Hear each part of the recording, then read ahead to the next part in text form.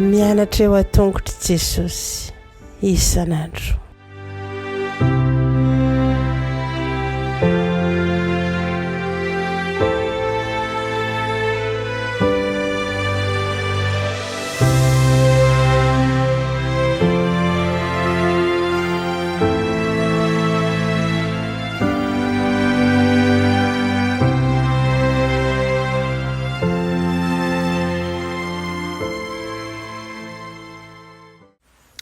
Miarabantsika tsirairay avy indray tonga eto amin'ny lesona ho an'ny lehibe sika amin'ity alahady ity, fifaliana ao an-trano ihany koa ny mandray anao isa-tokantrano.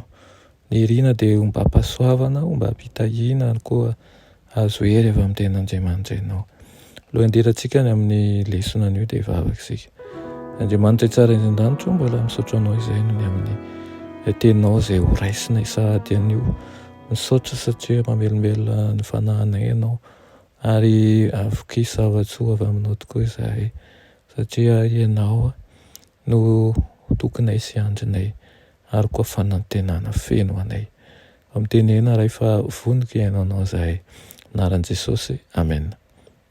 Teny lesonantsika androany dia manao hoe Apokalipsy ny asan'Andriamanitra amin'ny andro farany.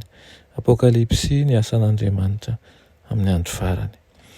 Ireo andalana voalohany amin'ny Apokalipsy dia maneho amin'ny mpamaky fa mifantoka amin'ny asan'Andriamanitra tokoa io boky io.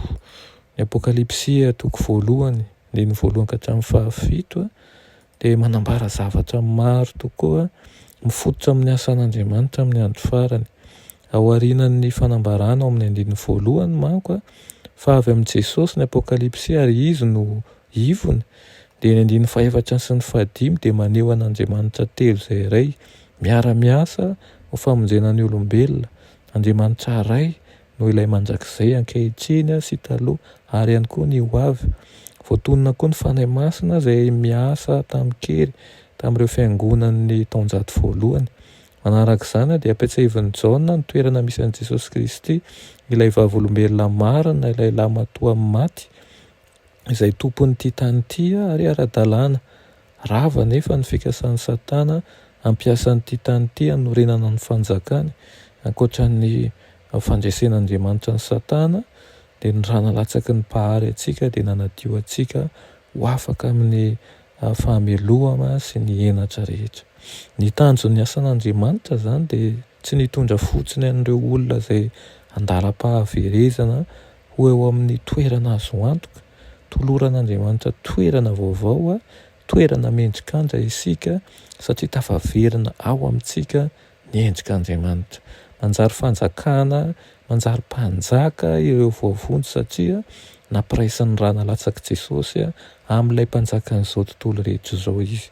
Ankehitriny amin'ny maha-membre ny ankohonan'ny mpanjaka antsika dia miara-mirotsaka amin'izany ankohonana izany isika ho amin'ny asa famonjena ny olombelona hafa. Izany no mahatonga antsika ho mpisorona. Manjary mpisorona manko isika, nanao ny fiangonany ho fanjakana manko isi Kristy ary ireo membre tsirairay ao aminy ho mpisorona. Ny maha-membre ny fanjakan'Andriamanitra dia ny maha-mpisorona.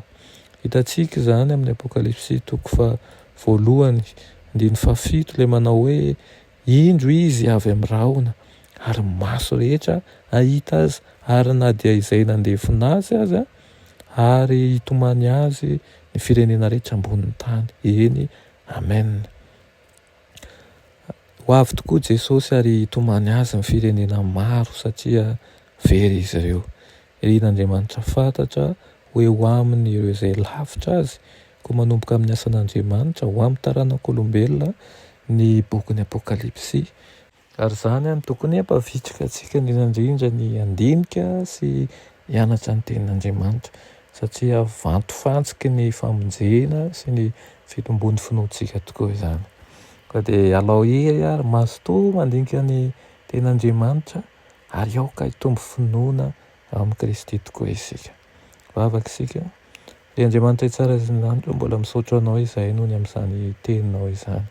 Misaotra tokoa satria tsy mba mandao anay ianao fa mampiseho lalandava fa lehibe tokoa ny zavatra homaninao anay ary fahasoa lehibe nomenao anay raha maharitra hatramin'ny farany izay. Tompo, ameo ny rehetra avy amin'ny fanahinao masina izay mba haritra ary fahatra ny amin'ny fanangolen'ny devoly. Anaran'i Jesosy, amen.